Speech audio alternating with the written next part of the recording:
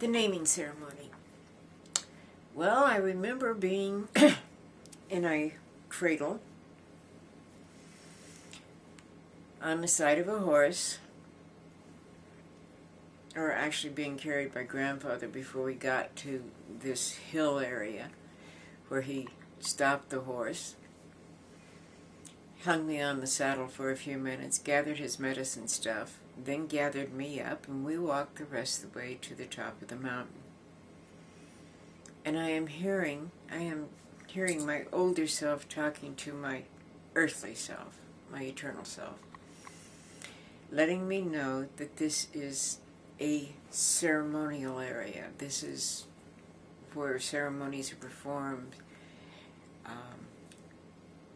and that a horse could not go up there, and that to get to the top, one had to walk in a sacred way.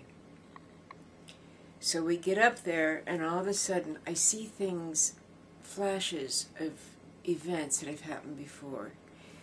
Buffalo skull on this mound, boys praying, men in a circle around a fire praying, ceremonies happening. And I was told, yes, this is a very sacred place. Well, grandfather put everything on the ground, left me in the cradle, all tied up in a blanket and tight. And he started the fire and laying out his medicine items as he sang. After he got done with all that, he takes me out of the cradle and holds me up to the sky. Wow, you're big.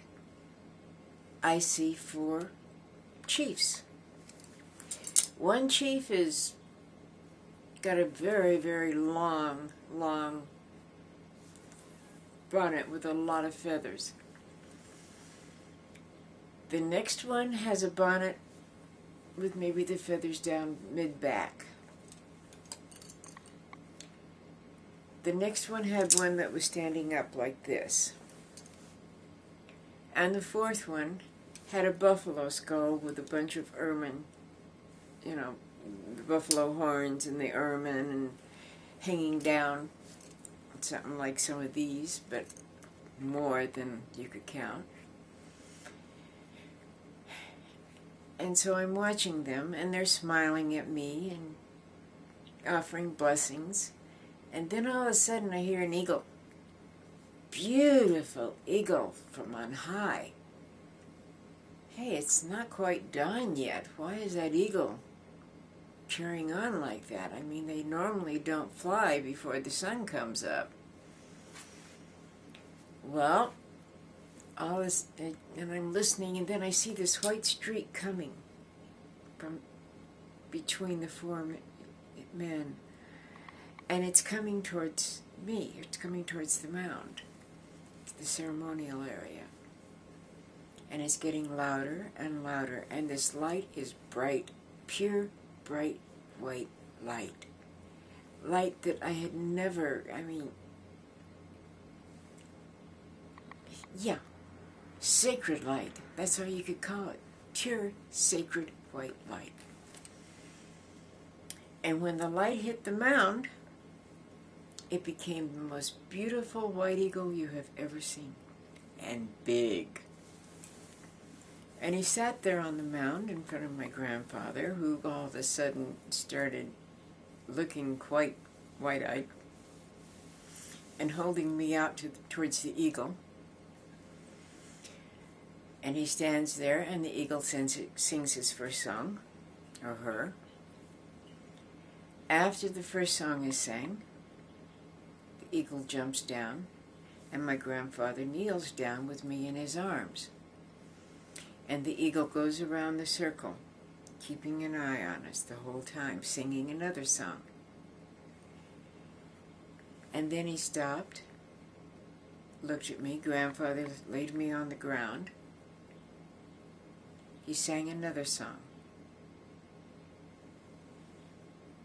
and then completed the song as he went around the circle, jumped back up on the mound, sang his 4th song, and at the end of the fourth song became that white light again and went back towards the sky. Now you have to realize these chiefs that I was looking at, these 4 chiefs, they were bigger than the mountains around us. They were bigger than the moon. I mean, you look at the moon in the sky and it's not very big. But their heads, you could have put 7 moons in it and still not fill them. That's how big these sacred elders were. They can see everything that goes on. We may not see them, but they're always watching us. So that is how things started. And,